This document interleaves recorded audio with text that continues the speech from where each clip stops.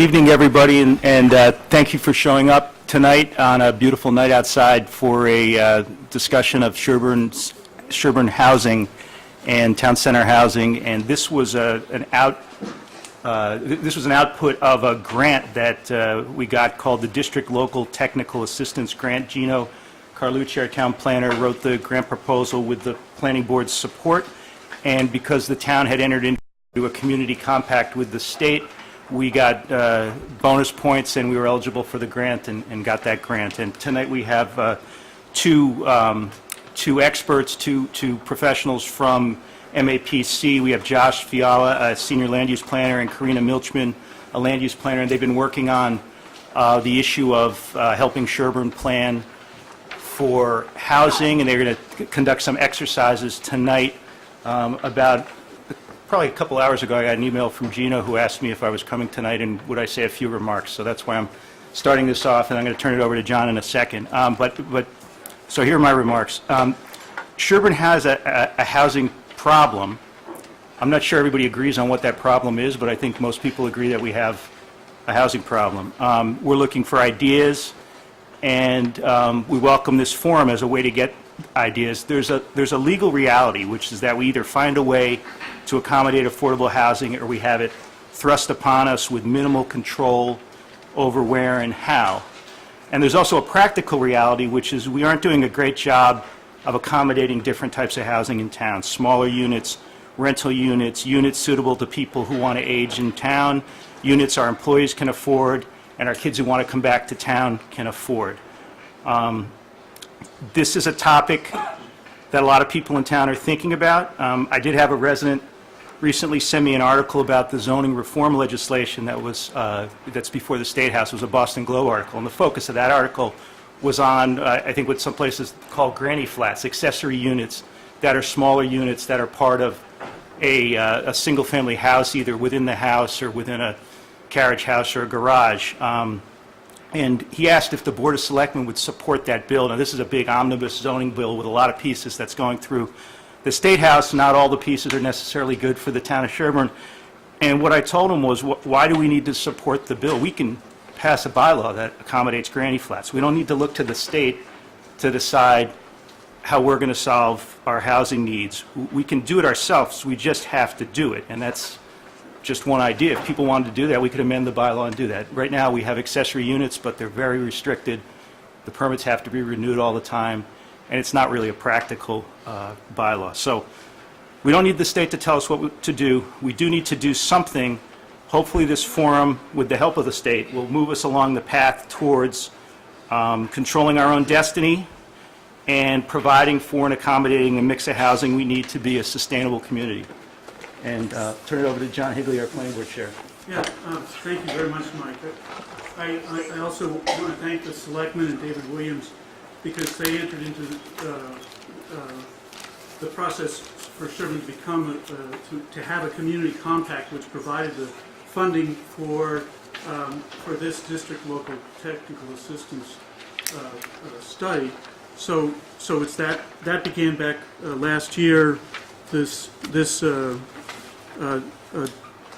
grant opportunity came to us in January, and this meeting is the beginning of the study that we'll learn more about as Josh and Karina present it. This enables us to do just what Mike's talking about. It's a land use and housing planning, and the focus was, according to the Metro Future planning goals, is in the town center. So it allows these professional consultants to assist us in doing this study, a site analysis. We're going to see how this works, a market analysis and zoning recommendations for affordable and market housing.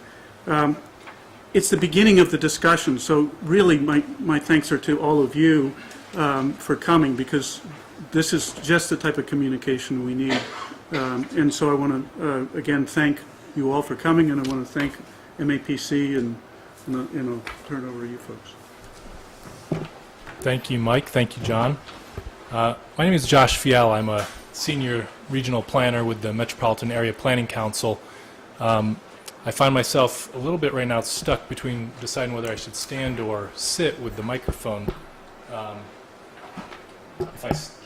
right. I will sit for those at home so that they can make sure that I'm heard. So I'll try to sit with the best posture that I can have. For those of you who don't know, the Metropolitan Area Planning Council is the regional planning agency of Boston and the communities around Boston. The 101 cities and towns, basically within the 495 belt around Boston, and we provide technical assistance to the cities and towns by way of planning, thinking about land use, transportation, economic development, other types of assistance with procurement, community safety, and basically provide a lot of technical expertise that a lot of the smaller communities around Boston don't have within the city or town themselves. So we're happy to be at Sherborn this evening and happy to bring some of that expertise forward. As has been suggested, this is really the beginning of a conversation, a much bigger conversation perhaps than can be accomplished within the study that we have set out on. But we'll be happy to entertain a little bit broader discussion this evening in light of some current events in Sherborn, and I think focus around housing and what's happening around the town. I myself am a licensed architect and a certified planner, so I come at the practice of what we do from a number of angles and have worked on a number of housing projects as a designer myself. I'll let Karina introduce herself. Sure. Hi, everyone. I'm Karina Milchman, also with MAPC. I'm a regional planner and housing specialist. So I've worked on a number of projects in my tenure at MAPC, ranging from site planning around housing and mixed-use development all the way up to housing elements of master plans. And I'm very excited to be here tonight and to work with Sherborn on their town center planning in regards to housing and economic development. So it has been mentioned, but one of the things I think is interesting to stress for people, especially in the town governance way, this is a DLTA, a District Local Technical Assistance Program, which is a grant through state funding. So this is assistance which is not being paid for by the town. It's really a service which is being brought to the town. So that might make some of you rest a little easier. What we're trying to accomplish this evening is really to tell you about our study, what the purpose of our study is, and what we hope to get out of this evening. And we hope to have a conversation in three parts. A focused conversation about the town center, about potential housing types across the town and what that might mean relative to town center, and then also potential housing locations. That better. Can everyone hear me fine now? Start again. You'll have to catch the first part of our presentation on cable access for a rebroadcast. So I guess another housekeeping matter, just to make sure everyone is on the same page almost literally. When you came in, you should have grabbed two pieces of paper. There are two handouts which will help us in some of the exercises later on. If you don't have a pen, you should also grab a pen. And as a housekeeping note for those watching at home or watching at a later time, we'll be posting these same pieces of paper online as PDFs on the town website, and they can be downloaded and filled out and returned to Gino if you're not able to attend in person this evening. All right, so getting into what this study is about and really the focus of this evening. In terms of housing in Sherborn, we're looking at housing relative to town center in this study. And the housing relative to town center, there's been some past successes. Woodhaven, of course, which you all know from the 80s, and then Leland Farms a little more recently, and then most recently the Peace Abbey project. And all of those are housing developments which are providing units near and around in town center, which help to add to the vitality, activity, and support of local businesses in the town center. Those types of housing units don't need to occur necessarily directly in town center. They can occur around town center, and that's the type of thing we're trying to think about through this study in terms of what types of housing might best support town center and the activity around town center. What type of town center do the residents of Sherborn want to have and see and support? And then also what types of impediments, zoning or otherwise, show up in terms of creating those types of housing opportunities around Sherborn Town Center. So that's really the overarching thrust of our study, and it's really looking at expanding housing opportunities in a very deliberate and strategic manner. This isn't a process or planning study which is associated with any particular parcel or any particular housing project or type. It's really a proactive study which is looking at housing generally and what it can do from a strategic perspective for the town. And that's different from the reactionary basis of when individual housing projects are brought forward, usually through private developers, and then the town has to figure out how those investments fit with the broader town vision. So this is really independent of any other project. We'll certainly, I think, through the course of our presentation and through the discussion we had this evening, talk about some of the specific projects which are occurring, and we can answer questions about them to the best of our knowledge, although our knowledge on many of those projects is admittedly incomplete. So one of the products that's, I think, important to stress is that we're examining through this conversation and through subsequent technical studies that we'll be doing back in the office, what are the types of housing and opportunities that look feasible to us. And ultimately, we'll be making some recommendations about zoning and other implementation measures to try to unlock some of those opportunities that look to be encourageable from all of your perspectives. So just to generally talk about some of the town patterns in Sherborn, and we've got a map of the entire town there. Hopefully many of you recognize its boundaries. And then at its core, in the orangish shade at the center, is what is considered those town center parcels, the area which in various ways have been affectionately referred to as North Village and South Village, or the commercial center and the institutional center. But that's really the area which is the traditional center of activity. But the community itself has really grown out of its agricultural heritage and has its origins in farming and orchards dating back to the 1600s, and really has a lot of those same characteristics of being a bucolic and forested town with many lakes, recreational trails, horse trails, and the like, which I think is the reason many of you love the community and want to be such a part of it. And balancing those aspects of the community and the character of those are really an important conversation when you talk about additional or new housing units and how that all fits together.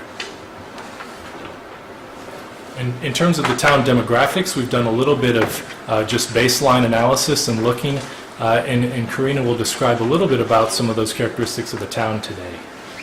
Sure, so these are some of the key findings based on our background interest, and I'll dive in a little deeper just to maybe 2 or 3 of these, but this is really the overview. There's about 4,100 residents here in Sherborn, and they form about 1,400 households. The average household size is 2.86, and overall the population is aging. So your school-age population is decreasing, your over 60 population increasing, and that's looking back over the last couple of decades.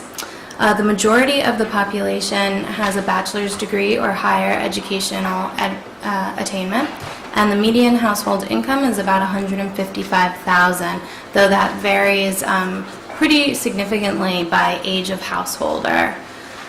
There are 179 households, or about 12% of the total, who qualify as low income, meaning that they earn 80% of the area median income or less, which is about $76,000 for a household of 4 in Sherborn.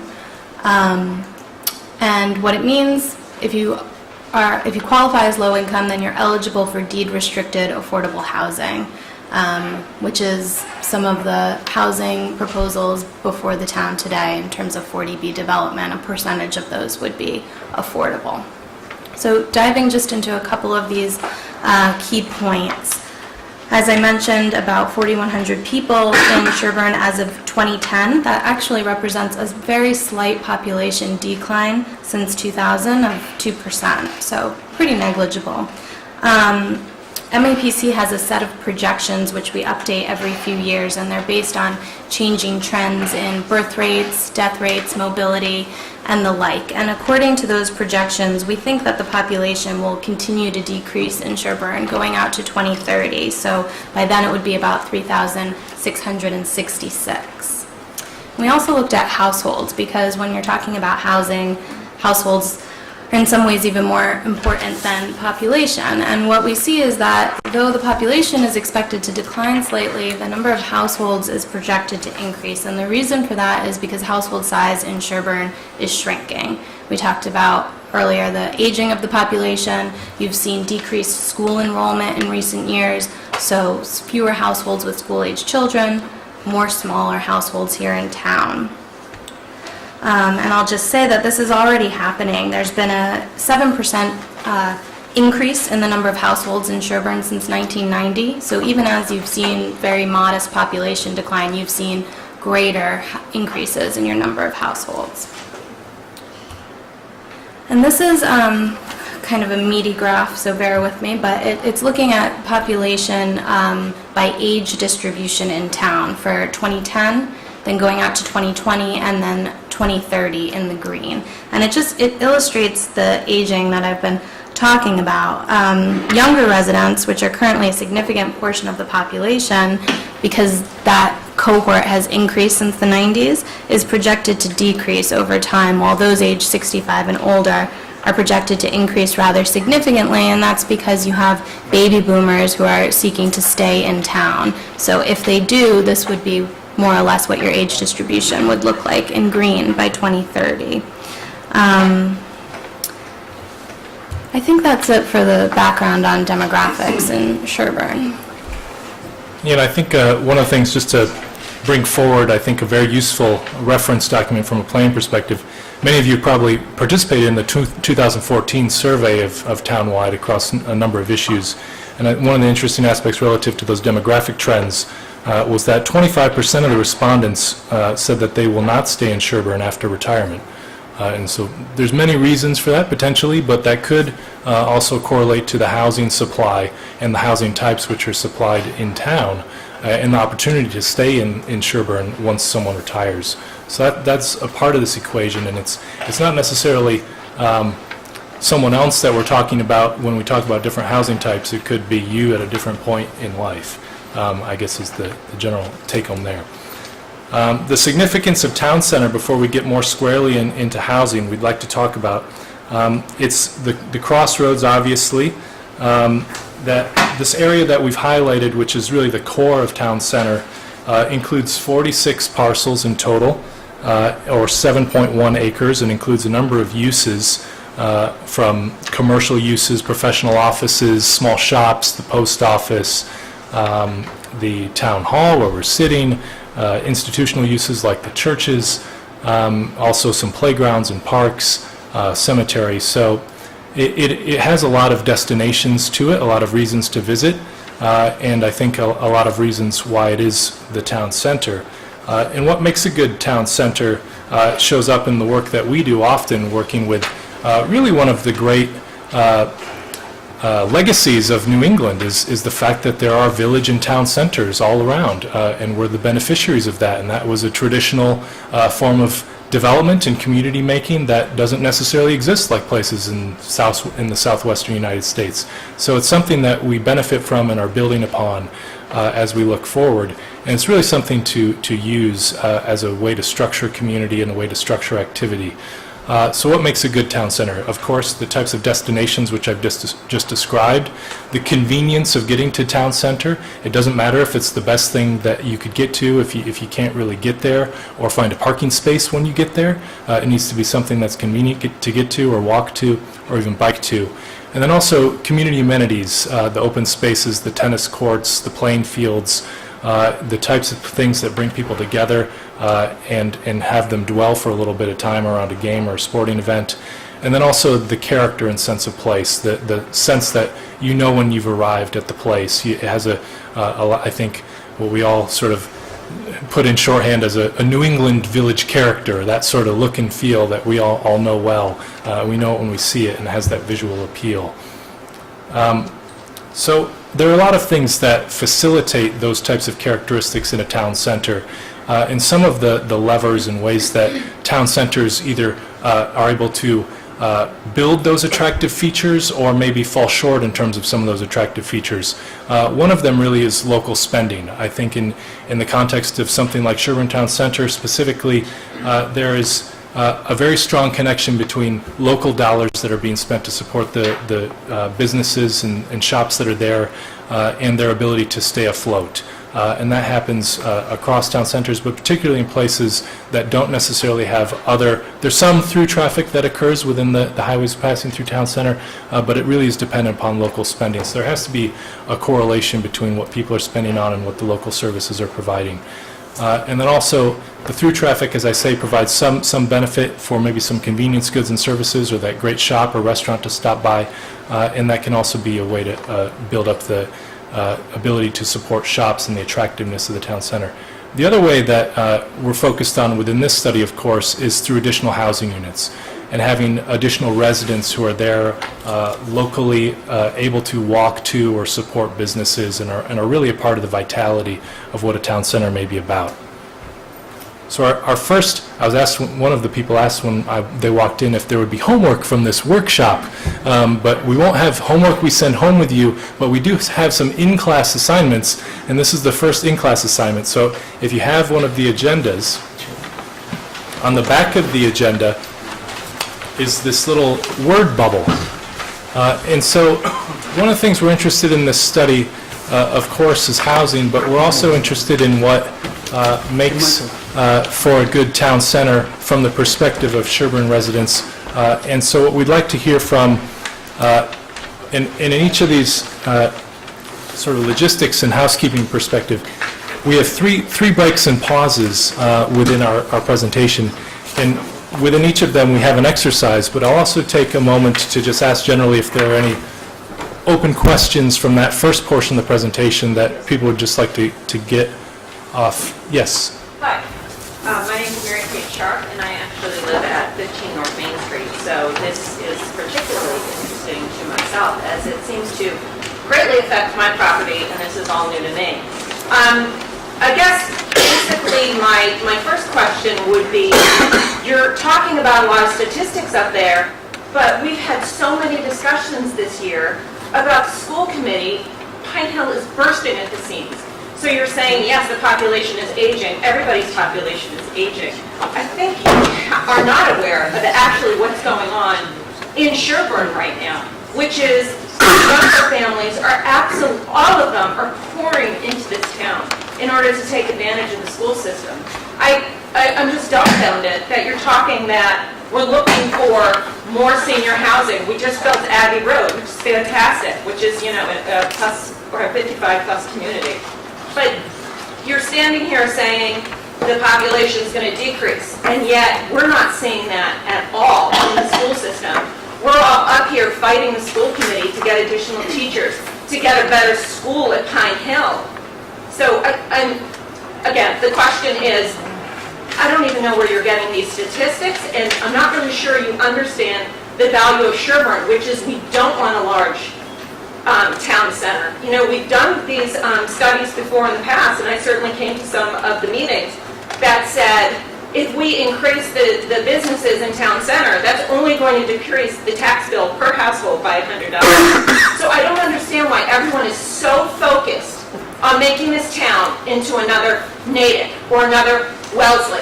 What makes Sherborn special is that it's full of people who, yes, do want to stay here, but I really kind of do disagree with the fact that the older population wants to stay because the taxes are outrageous and they can get a bundle for their house when they move.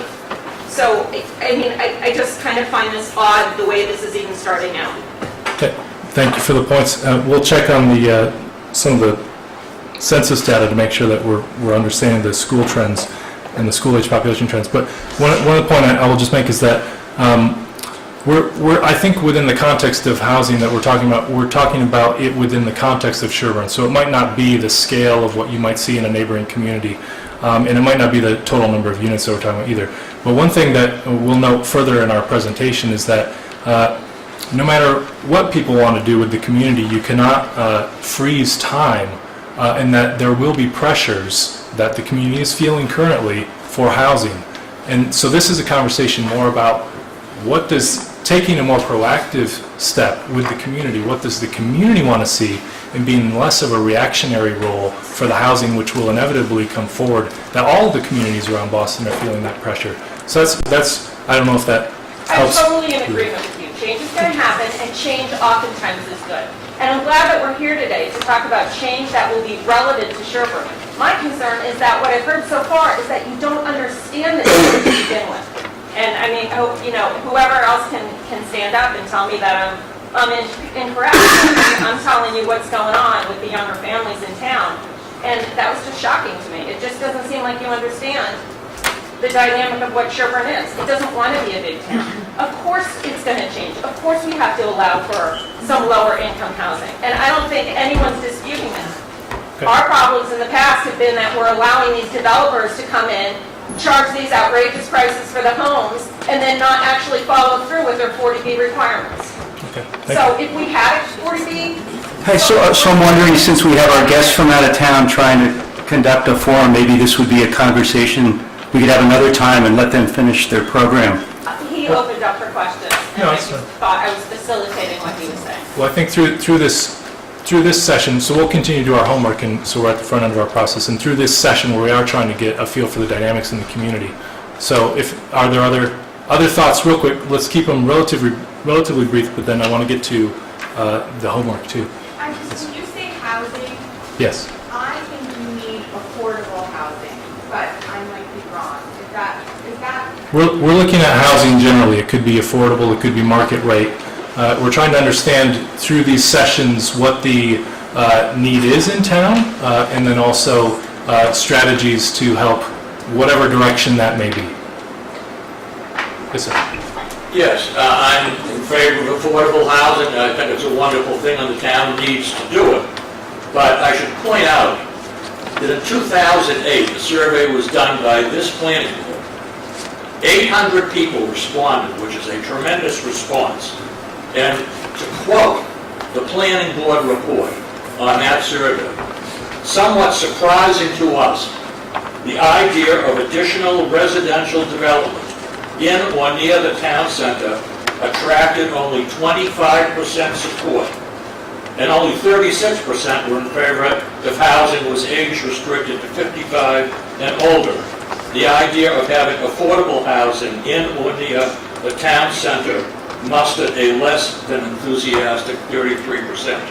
I tell you, the premise of what you're doing is wrong. You've been pushed into it by certain boards.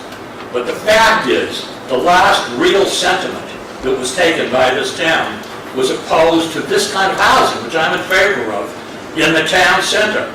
And the argument used by the town planner that the Woodhaven elderly housing and affordable housing and Abbey Road add up to a direction is totally untrue. They're different events. They happen circumstantially and have nothing to do with a trend toward wanting denser housing in the center of town, which is what the town plan said. I take exception to that. I've never said that. What I said was that those were 3 examples of projects that the town strongly supported. I never said anything about a trend. So let's just want to make the record straight. Thank you. No, you said the town supports this model of denser housing in or near the town center to meet the dual goals of diversifying its housing stock and supporting its town center businesses. Correct. All 3 of those projects are denser than the surrounding housing.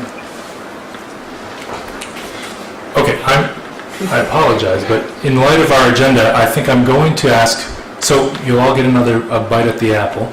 So we'll have another open session, but we're going to get into a little more presentation about the housing, which might elicit some of this discussion as well.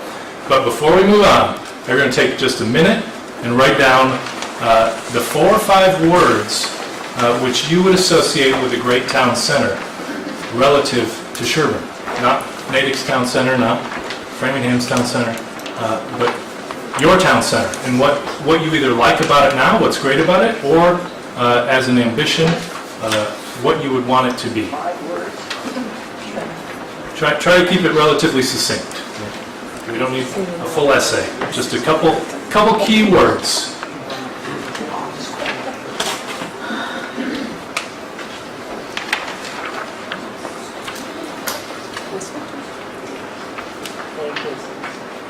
Okay. With that, we'll talk a little bit about the housing patterns that we are seeing, and then we'll have another exercise and another moment for some open comments and questions. But hopefully, I think a little more information will be able to provide you all with a little bit more basis of where we're coming from.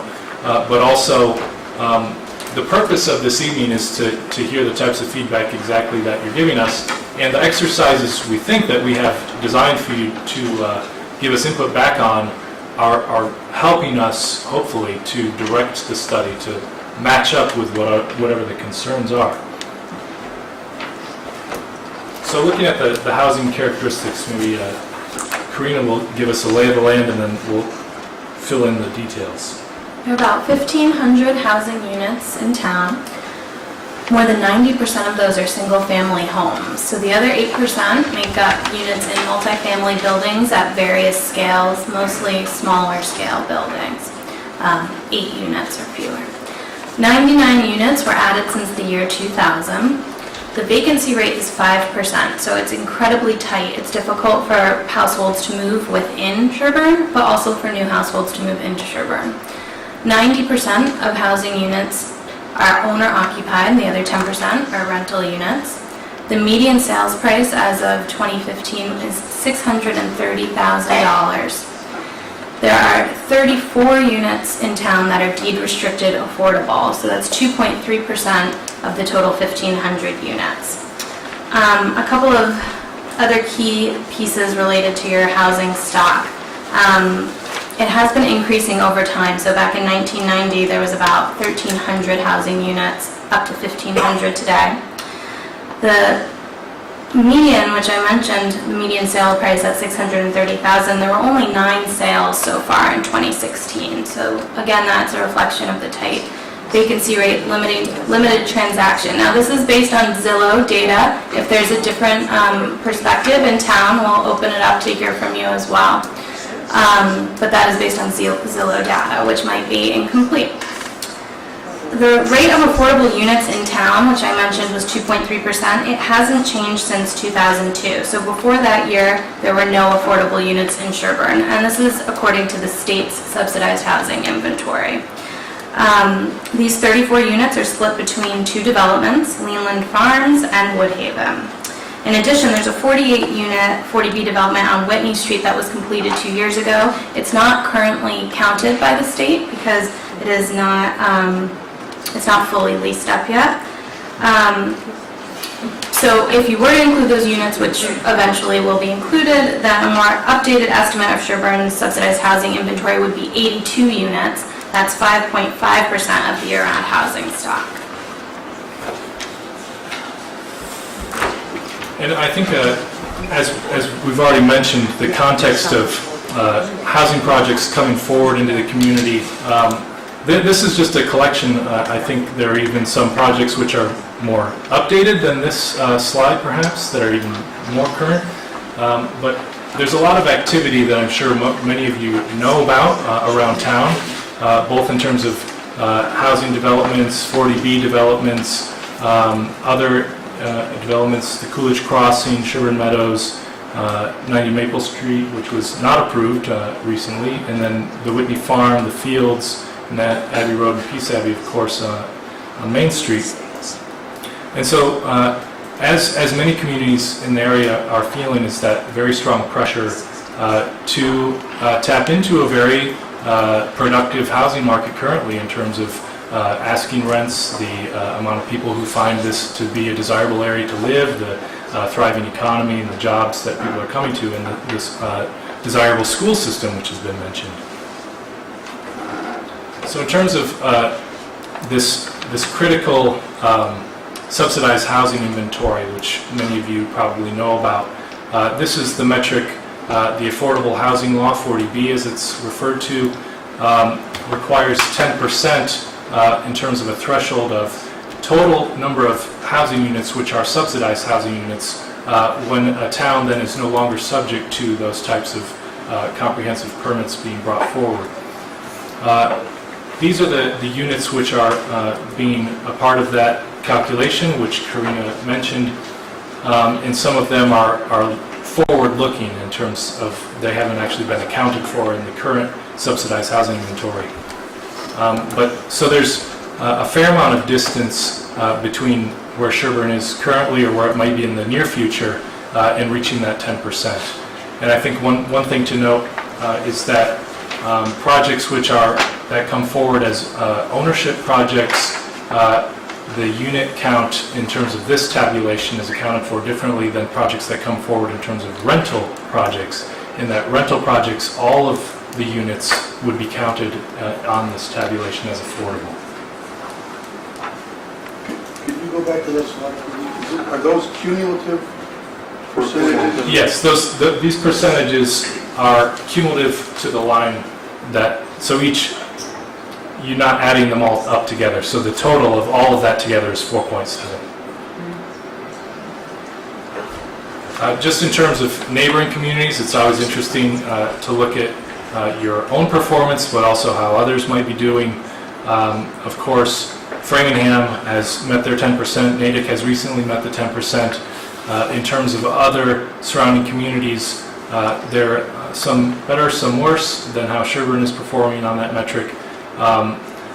The other way to go about managing this in terms of having more control over projects which may be proposed is to have an approved housing production plan, which can provide certain control if housing is also produced within certain time frames. So it provides certain, a few years of grace and then a few years of grace for every increment of housing produced, but it's not the perfect end-all solution as reaching 10%, which is the goal for all communities would be. We've already mentioned these town center housing projects. There's just some images that go along with them. And until the Peace Abbey Road project, there really hadn't been much production of housing in the town center for a decade and a half. So that's a recent increase in terms of the housing production in town center, and that is a market rate project, which is senior restricted, but is a market rate. So the next exercise and conversation that we'd like to have, and we'd be happy to also answer any questions that were brought up by this next segment of presentation. We basically want to talk about the housing types that are available. In the single-family home has been presented is 92% of the housing stock in Sherborn today. There are many other types of housing, of course, which can occur, some of which are indifferentiable from single-family homes in many ways, but they are able to provide a little bit more density in terms of housing units. So the single-family home, of course, you all know it well. These are images from the community. And this is a diagram which shows a single-family home, typically scaled a few thousand square feet, a detached garage. It's on a 1 acre lot in this diagram, and that's the minimum single-family home lot within Sherborn. And that has diagrammed on it the minimum lot frontage, and then the depth which would occur with a 1 acre site, and then the buildable area given the setbacks of the zoning. And so we're using that base site as the basis for the site as we move forward and just flip through some of these other housing types and some of the characteristics that go along with them. There are also 2 acre and 3 acre single family zones within Sherborn, and so all of these are ending at a maximum of 1 unit per acre would be the calculation in terms of density. If an in-law apartment is added, which was suggested is part of special permits which can be achieved today, but there are restrictions on it. That would provide another unit on the same site as a single-family home, and that's currently associated with home workers or relatives or subsidized units of some kind. But that would increase the density, would double the density on the 1 acre lot to 2 units per acre. and would have little impact in terms of the overall look and feel. A two-family home, similarly, given the scale of many of the single-family homes in Sherborn, a two-family home could be accomplished in much the same square footage and be articulated architecturally to be relatively indistinguishable from a single-family home, and would also provide 2 units per acre.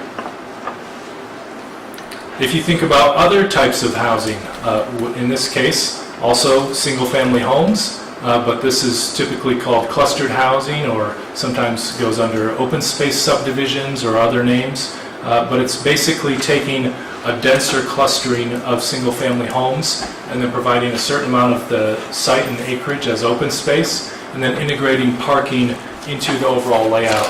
And you can build up quite a bit more density with this type of approach as opposed to a single-family home. And this also goes hand in hand with another trend in the housing and building industry, which is of smaller homes and more modestly scaled homes. And you see this sort of cottage living movement, and it goes along with that. Also, when talking about town centers, another prototype is mixed-use residential, where you might see a shop on the ground floor and maybe a floor or 2 above it that are residential units. This is not an unusual sort of New England prototype. It occurs around and can occur at a pretty modest scale. And then what usually comes along with that, though, is a little bit larger surface parking lot, which is there to support the shops and the residential units above. A townhouse is another housing type and prototype that can build up the density quite a bit. Those are usually shared walls. They have a common wall between the units, and then they are stacked up as a row of units. Those rows of units can vary in the number that they run out. Sometimes they have a garage in the footprint of the unit itself, and then all the circulation would be internal for the vertical circulation for each unit. And those can become also pretty dense housing prototypes. 8 units per acre would be a reasonable starting point on this overall site prototype.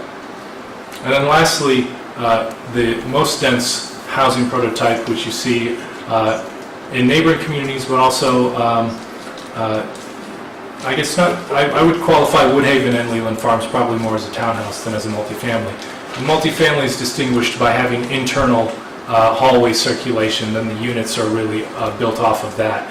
And so you see elevators sometimes within these buildings, and also a quite efficient layout of units which allow the density to get up higher. And those are usually associated with a larger surface parking lot to support the resident needs as well. So if you have your second piece of paper, get it ready, and then we'll also pause really quick for some general comments or thoughts, and try to, I might offer a little advice and try to be respectful of other people who might want to also comment, and try to keep it a little brief and succinct, and we'll try to respond quickly. Go ahead.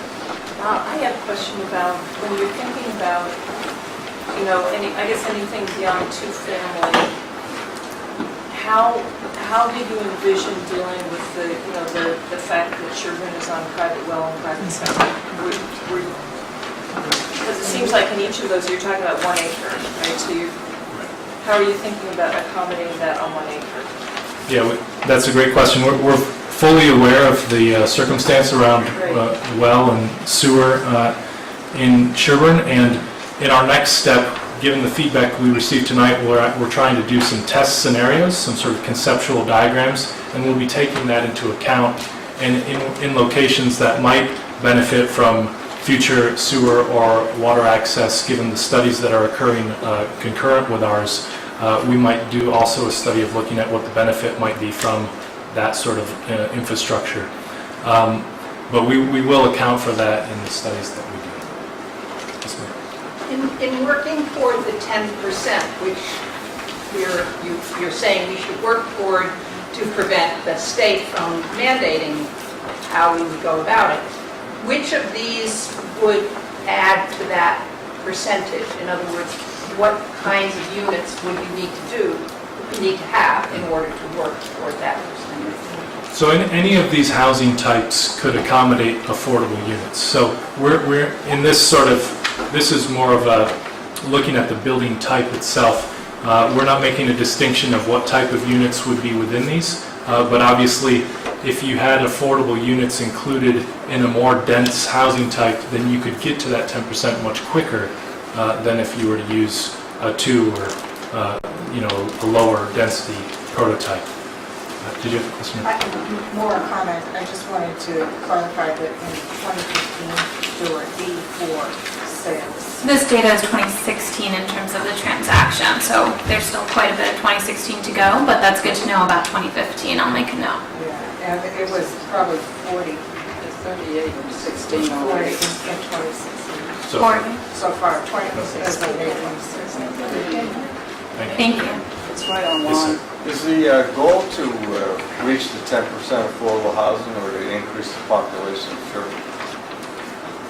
I would say we're not bringing forward a goal such like that.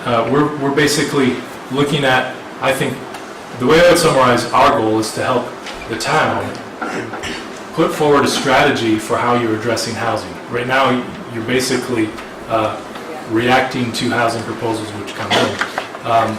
Whether, if the strategy is to try to reach the 10% as quickly as possible, then that might tell us certain things about what you should do. If the strategy is to keep the population very steady, then that will tell us other things. So we're really happy So to hear. that question should probably be directed to the planning board? Yeah, your question is correct. The vision of the town, we need to agree on how we want to do this. And so this study is moving us in that direction to see what types of housing, and this study is focused on the town center. The question of how do we respond to the 40B projects that are in the pipeline right now and long-term. I mean, if we're able to reach the 10% criteria, or a housing production plan that also is another way to get us in control. There's different ways of doing that, fast or slow, and in different places. This study is looking at housing types in the town center. So we, the town, need to answer that question, but this study is not going to answer the whole question of how do we want to go about doing that. We need to talk about that, but this study is sort of the first part of it. I guess I have a follow-up related question, because I guess I misunderstood. I thought this meeting was to talk about creating a housing protection plan to get to the 10%. So I'm confused, because it looks like this is about building more housing units in the center of town, sort of to your point, which is not going to necessarily satisfy the 10%, and it's just going to bring more people in, more densely populated in an area in town without water. I live at 2 Elliott Street. I just above the commercial district. There's the school issue, so I don't understand. I guess my point is similar to yours. But what's driving this? What's mandating this study? What are we trying to do? It looks like we're just trying to build more units more densely in town that may or may not address the 40B requirements at all. Well, the way I understand the two of those conversations being connected is that if there were ways, if it were thought to be a good thing to encourage housing in town center, then if there are mechanisms through zoning or otherwise to invite that type of development to town center, it could have multiple purposes which are beneficial to the town, one of which would be to attack that 10%, and then another would be to build up the vitality and activity of town center, rather than spreading that activity across the town. So that would be my response to that. Yes, sir. Two questions. The first one, you had at an early slide, you showed that 179 houses were eligible to be considered affordable. Is there a method of converting some of those that are eligible but not currently listed as affordable to the affordable category? That's question one. Question two, is there a bill in the legislature or something relative to condominium units and how they would count toward the affordable quantity in town? Maybe I'll let Karina do the second or the first one. The second one, I don't know specifically about condominiums, but I will say that there is a large bill before legislation right now about zoning reform, which would adjust many of the things we're talking about. Probably is a bigger subject than we can fully cover or even know about this evening. But the first question. So the first question, that was 179 households who are low income and therefore eligible for deed restricted affordable housing. It's not the housing unit, it's the household that would occupy the unit. That's the 179 figure.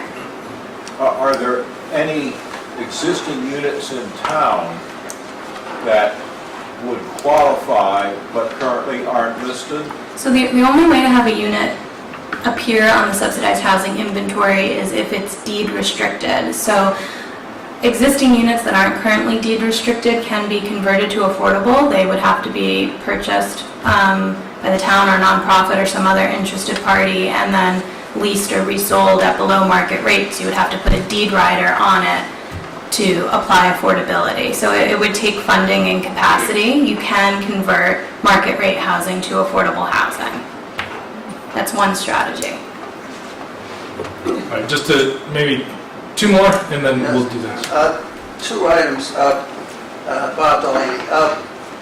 40B actually pushes our goal further out in front of us because 75% of the units are market rate. So the increase in the total number of units in the town makes the affordable portion of it less not making any progress. It's making it more distant. But the other thing is we have, as I think most of us know, one of the highest tax rates in the state, and we need more revenue because at our 20-plus mill rate, the law states a maximum of 25, and if we get to 25, then you start seeing layoffs in the town because you're not permitted to charge more than 25 mil per thousand. And I think the town center with rental housing and some small businesses to attract people to that area would be a favorable solution. I just wonder if you could expand a little bit on the area that you're looking at in terms of housing potential, because a lot of people have a sense of the town center as being the area that we think of with the shops, but the area that the land that you're including, and I suspect we'll talk about later, is larger, and that might help the conversation. Indeed, that is true. The next portion of our presentation goes through that in great detail, so maybe I will just use that as a reasonable segue. But before I do that, I would ask everyone to, if you look at your worksheet that looks like this, on the page 1, the front side of that, it says, please rank the following housing types.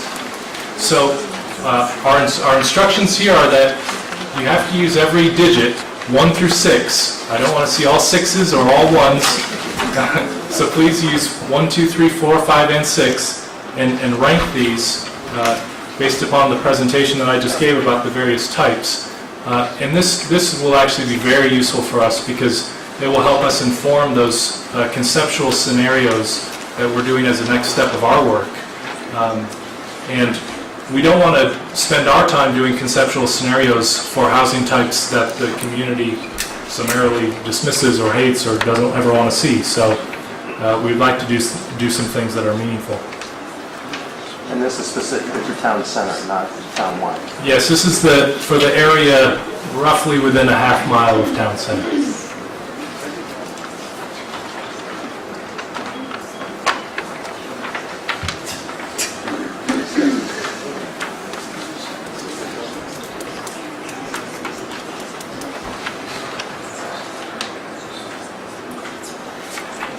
All right, so if you still need a few minutes, you can continue as I slide into the next portion of the presentation. So as Grace suggested, we're looking at potential housing around town center with our study, and we've shown those core parcels which really represent town center and I think would be what everyone would identify as town center in Sherborn. But we're also looking at parcels within a broader area of that which would, we think, be supportive of the activity in town center. This circle generally represents that. We'll show you in a little more detail what it means. We're thinking about a half-mile walking distance generally, mostly in planning parlance surrounding transit, is what people would most likely walk, the distance people would most likely walk to get from their home to a transit location or a center of activity. So we're using that similar shorthand for sort of that outer reach of what people may walk from a unit that they live in that's within half-mile town center. It's imaginable that they might walk to a shop or the wine store or something down there. So we've used two different offsets from those core town center parcels. The first is a quarter mile, which is, I think, much more believable that people would walk from those locations into town center on a weekly basis, say. And those parcels which are highlighted to the right are those which fall within a quarter mile offset of those key town center core parcels. And if you take the half mile offset, which would be that outer limit of what people might imaginably walk from or bike from, and so we're trying to set up ways in which people who live near town center might get there other than by a car, and so that might help reduce some of the congestion while also adding activity. And that's that outer walk zone which we show here in the parcels that are highlighted within the half mile. And that's what you see around some of the boards that we have posted in the room that you might have noticed as you walked in. And this is really what we're considering our study area for the purposes of this effort. It's that area, kind of a funny shape, but almost a rectangle that you see, which is derived from the offset of those town center core parcels. Within that study area, we're looking at the parcels from the perspective of someone who would be looking at the parcels to develop housing. So we're looking at the encumbrances of those parcels, the challenges which exist.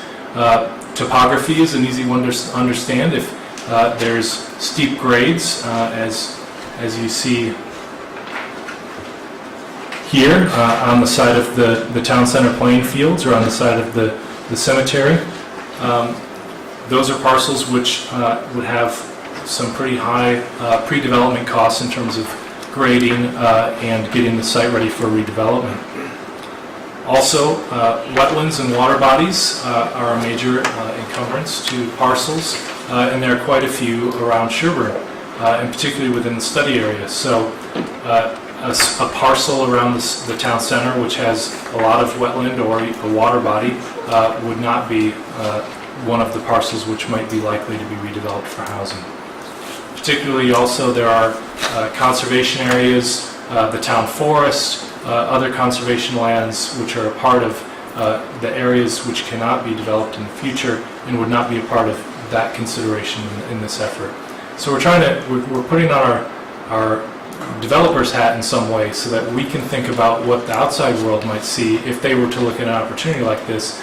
And then we're using this type of understanding to try to see which parcels might be more likely or less likely, the types of housing types which might show up there, which hopefully you'll all give us input on, as you just have, and then literally be doing some drawing in the next phase of our effort to see what might happen in terms of how many housing units could a certain parcel yield, what are the implications in terms of the financial feasibility of that, and then what sort of good benefits might come along with that if it were allowed to happen. We're also considering things like the Mass Autobahn's ranking of conservation priorities, those parcels within the town which are not conservation land currently, and how that might relate to some of the potential redevelopment parcels that exist. And then also considering the current land use patterns in and around town center today, and the fact that there are some commercial and institutional uses, which are those anchors and attractors, as I discussed, but there are a fair amount of residential parcels within the town center and the surrounding area as well. So could those residential uses perhaps be leveraged to have a little more benefit than they currently have in terms of the uses and attraction to town center. And also the gray, so maybe I'll just describe for you the shorthand we understand, but yellow is residential, red is commercial or retail, the gray in this case is vacant, a vacant parcel, no building on it. The aqua color is an institutional use, either a town use or a religious use, and then the green is open space or conservation area. So looking through across all of those various challenges which the parcels would present and layering them on top of each other using GIS and some other methods, we basically identified a few parcels which we think would be reasonable candidates for housing redevelopment in the area of town center. That's not to say that we're developers and going to do that, or that they are or ever would be, but based upon those, a relationship of a parcel with less challenges or more challenges, these are parcels with less challenges for redevelopment. Can you explain what they are? It's very hard to read the street names. Yeah, we can. Yeah, great if you could explain. So, the core town center parcels with North Main Street. Hunting Lane, as you go up Hunting Lane, there are a couple parcels which are vacant today, which are smaller. If you go up Green Lane, there are also some parcels.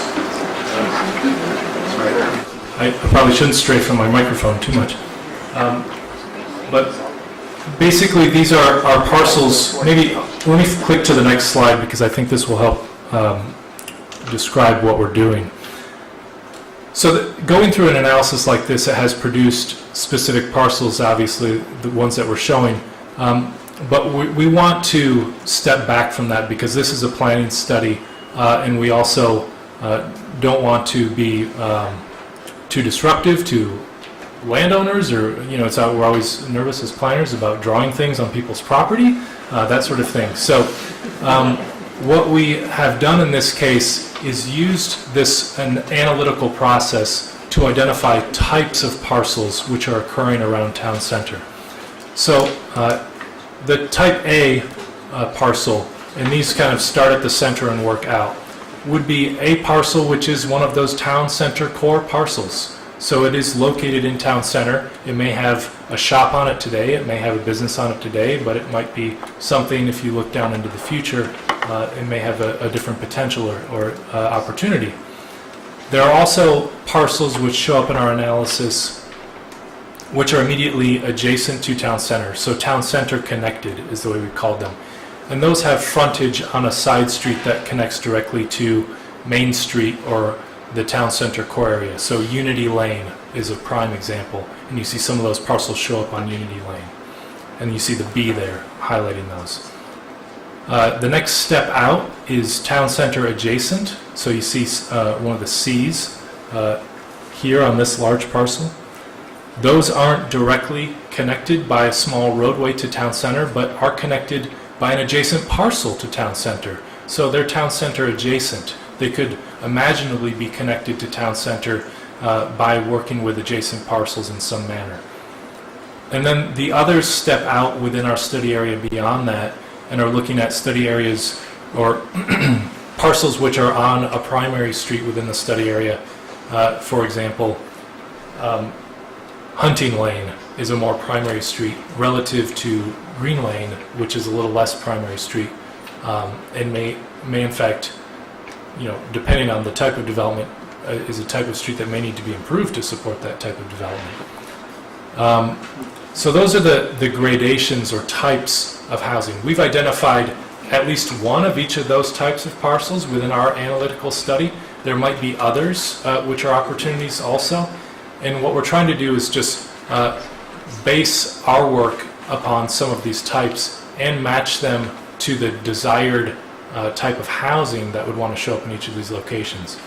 So if you generalize it a little bit further and use almost a little bit of a proximity map or bullseye target for the town center, the A through B A through E move out from the center and are less town center co-located as you go down the alphabet. So that's a little academic. I apologize if hopefully it was easy enough to follow.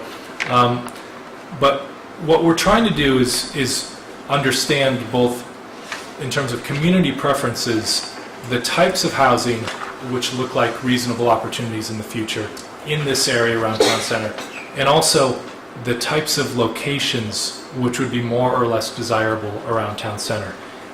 Is the community more comfortable with the area which is out to those outer edges which we've described? Are they more comfortable focusing in on the center? Not comfortable with focusing on any of this area? Those are all things we'd love to hear. In the last exercise, which we've put before you, is on the back side, page 2. And we'd just like you to match, before you generally ranked the types of housing in order of preference. And now we'd like you to match which types of housing you think are appropriate for which types of locations. So if, in this, you're free to, I'm not requiring you to put an answer for each one. You're happy to put, we've also included a F, which is nowhere or other. So if you don't want to see a certain type anywhere, we'd be happy to know that. But hopefully, in this presentation and conversation, what we've started to help people think about is that there are really some benefits to having certain housing types which might be more dense than a single-family housing type to support activity in town center and to support broader town housing goals. So hopefully at least some of these would make a match and resonate with you as an appropriate opportunity, and we'd like to know about that. As people fill that out, the last exercise, we have another 15 minutes or so, and we're happy to just open the conversation and continue that on. Before I do that, just in case, before people get vocal and or decide they would like to leave around 8:30, I will say that in terms of next steps, this study will carry on for a few months from here. We do have some more technical work to do for sure, and we'll be taking into account all of the feedback you give us this evening. We're very glad to see such a full room, and I think the results of the surveys we've gone through you and the exercises tonight are immensely important to us and will help us a lot in the next steps. And we'll have another workshop where we come back and work with you all about some of the results of those technical studies and to hear more from you, probably in the fall. We don't like to try to get people out in as full a room in August or July. It's just really hard to do. So we'll probably see you back maybe around September.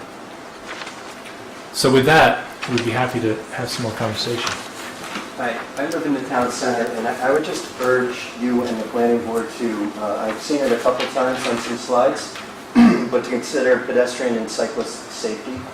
I've lived in some pretty dense places, Somerville, other places. I've never felt as unsafe as I do walking in the town center. The sidewalks are full of frost heaves. There are long stretches where there's no curb, and there, just in the last 6 months, there's been 2 or 3 incidents. I don't know if it's distracted drivers or what, but I almost got hit myself by somebody who came right up off the road. The sidewalk's very close to the street. It's only on one side of the street. So if we're going to encourage, if we're going to try and get more revenue from businesses and foot traffic in the center, I don't see how we can do it. These people are going to end up driving the 100 yards like we did tonight here, because we didn't want to walk after dark. So I would hope that you make that a priority. Thank you. We didn't, I'll respond, we didn't stress it in this presentation, but it's something we are looking through and have tracked where sidewalks exist or don't exist and can make some recommendations about that too. And bike lanes. Yeah, and bike lanes. Yes.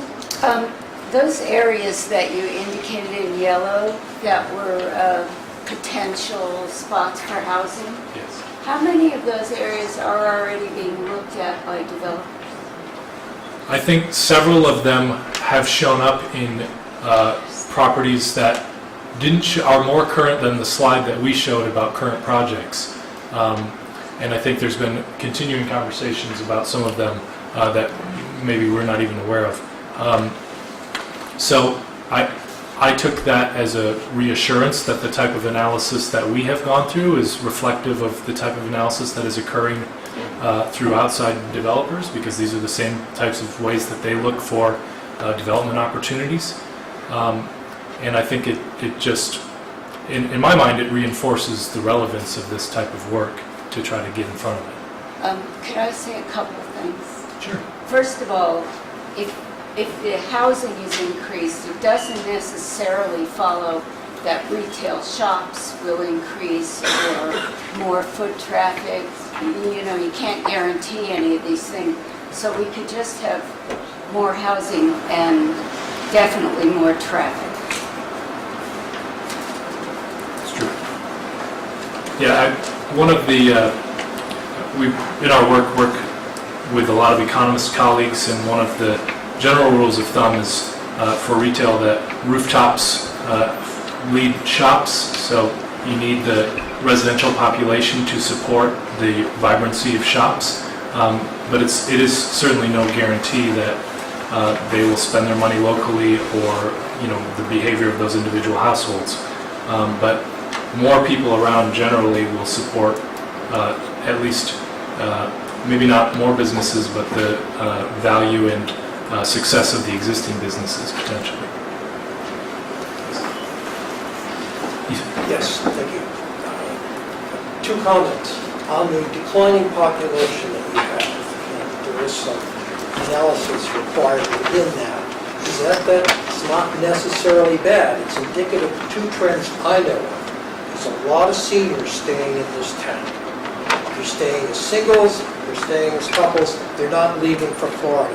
I know a lot of these folks here, the gray hairs, they've grown up with me, they're equally gray. They haven't left. Some of them are on the board there. Why? Because they like Sherborn. Others, there are empty nesters coming into town because they like the open space. They're not bringing children. A third factor is there are several families that come in with a single child because you have fewer with children, fewer numbers of children than when we were young and there were 3, 4, or 5 children per house. You can't use that statistic without looking at general trends and perhaps the attractiveness of Sherborn. Then, now you're looking at housing types and saying, oh, we can solve that in a vacuum. But that's a tremendous vacuum because you're not looking at what are the costs. These multi-unit homes and densities you're talking about are going to require muni water sewer in a dense area. That's a high cost, high tax impact on the town. You can't do it in a single face of what you're dealing with here. So I invite a little bit more depth of analysis on this as appropriate for a town where it would be super high cost to start piping muni water sewer to all these homes on wells and septic. You can't look like we're Natick or the other towns that you are making comparisons to. Thank you. Yep, I appreciate the comments, and just one comment back is that we will be looking at the implications for the types of scenarios that we're doing in the next round, and feasibility both from a construction perspective, the achievable rents potential, the balance of that from a financial pro forma analysis for the development itself, but also some of the impacts that may be associated with that type of development. So that's a point well taken. I actually have a question on the process. I only see 2 community meetings on the chart, and it doesn't seem like that gives very much opportunity for community input into the process. But I feel like the community has been invited in several steps into the process and then isn't invited back until near the end. And that it dramatically affects all of us. We can talk about potentially some ways to supplement or enhance that. I think one of the issues that is evident in this discussion already this evening is that this conversation, while it's trying to be focused in some ways through our study on town center, is a broader town-wide discussion about housing, and that might merit some additional meetings or discussion or some way to get more outreach and engagement than we have allocated for in this study. So we're happy to help support that or discuss it. Yeah, I'll just amplify that. This project is only part of the discussion, obviously. A strategy for 40B specifically is another series of meetings. The general plan update will have a series of meetings on land use, on the town center, on the built environment. So those discussions will also be going on. They're not in that calendar. Yes, I'd like to ask you to perhaps reconsider the idea that an open parcel is a lost opportunity, and rather consider it as in the context of open space and the desirability of maintaining open space even as you manipulate the density of a particular area. And in fact, the requirement in some of those configurations of housing which require certain kinds of open space plans. So I didn't see any particular overlays having to do with how particular types of density would require specific patterns of open space. And so that as you look at the interaction between different parts of your overlays, things get complicated really quickly, including the comment, the important comment about when you reach a certain threshold of density, all the rules change. And there's a requirement for providing a different level of service and a different level of resources once you pass that threshold. And you can't assume that things remain the same across all your overlays if you pass that threshold. So I think I think you need to really provide an opportunity for seeing what happens when you pass certain thresholds.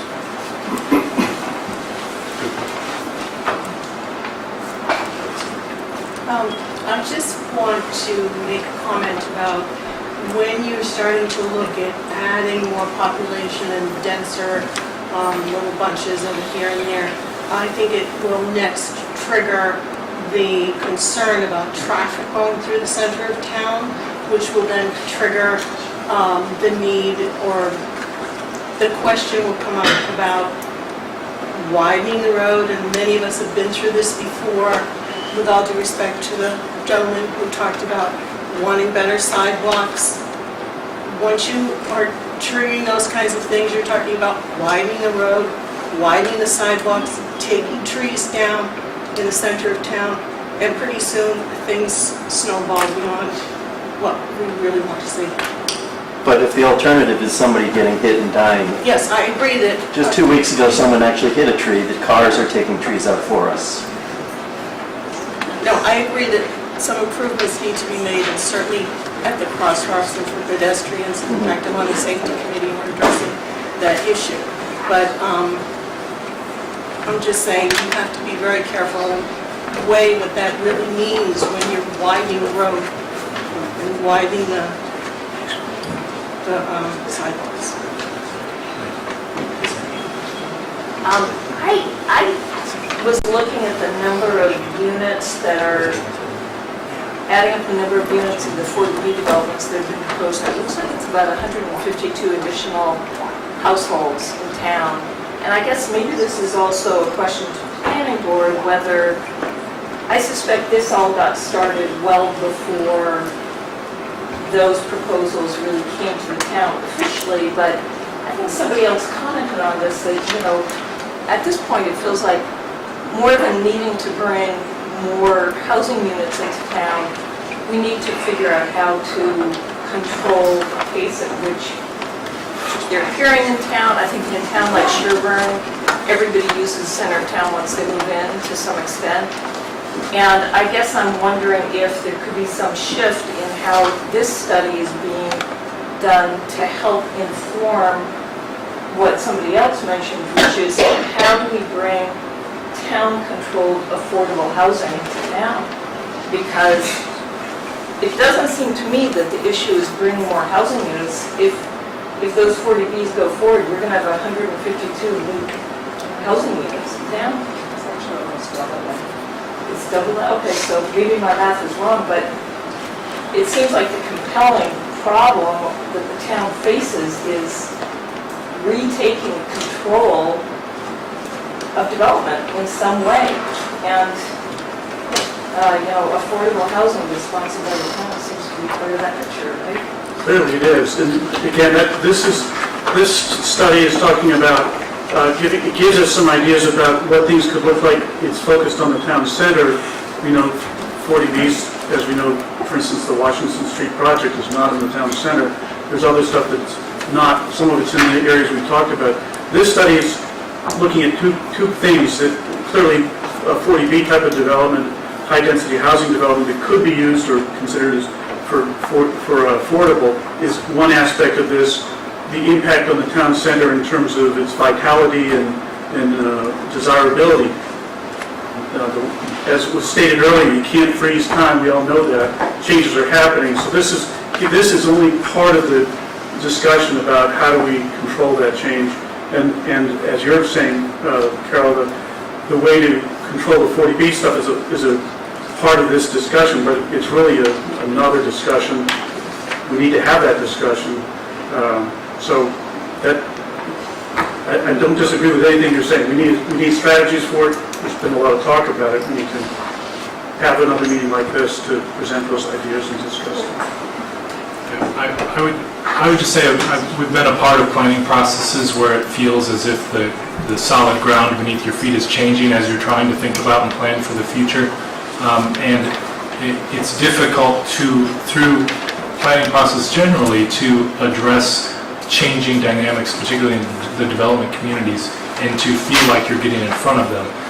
But I think the advice I would offer is it's more important to just think, to try to put the maybe sometimes troubling activity that's occurring all around you, it seems, aside for the moment and try to project out into the future and put some clear ambitions or stakes in the ground about what the community would like to see, irregardless of what's happening. It seems like something new every day comes forward. This has been touched on, but I would like to say that a large group of us have worked very hard on the general plan land use, which is the kind of broader thinking that you're talking about, informed by people who have a broad and deep understanding of the town itself. And so I think we're having that conversation. I think we're trying to project out 20, 30 years in having it. I think it doesn't address 40B specifically in terms of strategies other than what Carol is mentioning, that the town needs to get control and the town needs to decide where to put it and get it over with. But in fact, we're having that conversation, and it is people with deep knowledge and care for the town. Just to add to that, that's exactly right. As has been mentioned earlier tonight or before tonight, there's a broader discussion going on. The purpose of this project is to generate information, present ideas that we can consider as part of that broader discussion. This is not going to provide all the answers or the right direction necessarily. They're not going to decide that direction. That's a town decision that would be made by town people and the local boards. But this is just to help help those discussions with solid information and technical information that we can use. All right, maybe, is everyone okay for a couple more minutes? We want to be respectful of time. We said 8:30, but maybe just a few more comments, and then we can wrap up. I guess my biggest problem, and it sounds like the majority of the people here, is that we are a very educated base, and it feels like we're being just a little bamboozled. It didn't seem like a lot of people knew that this was strictly about like the town center versus not the rest of the town. Listen, I live in the town center, and I live there for a reason. I am not opposed to things happening acquisition of the land next to Town Hall. I live next to the railroad tracks. These things don't bother me. I was delighted someone mentioned the traffic study. I was even more delighted someone mentioned safety on Main Street because it's a huge problem. It was my house where the mailbox got taken out and the tree got taken out and the person launched themselves up onto a stone thing. I guess my biggest problem is, and the majority here, is not that you're here because it's more that the council here has decided to bring you guys in. And I think that what it appears to all of us is that this is something that you are trying, a path you are making us follow, rather than the path that these citizens want to follow, which is coming up with a solution that appeals to, or that applies to our town because we understand our town. I did not mean to be insulting at the beginning of the meeting and indicate that these people have false information, but quite frankly, their information isn't right, and all of you would know that, particularly you, Gino, who knows that you can't develop on Unity Lane. You can't put a development in there. They've already tried to do it. And so, again, not to be insulting to the people who you invited to this group, but I really think we need to take this on as a town first and decide what we want to do, and then invite the developer who can help us solve this 40B problem.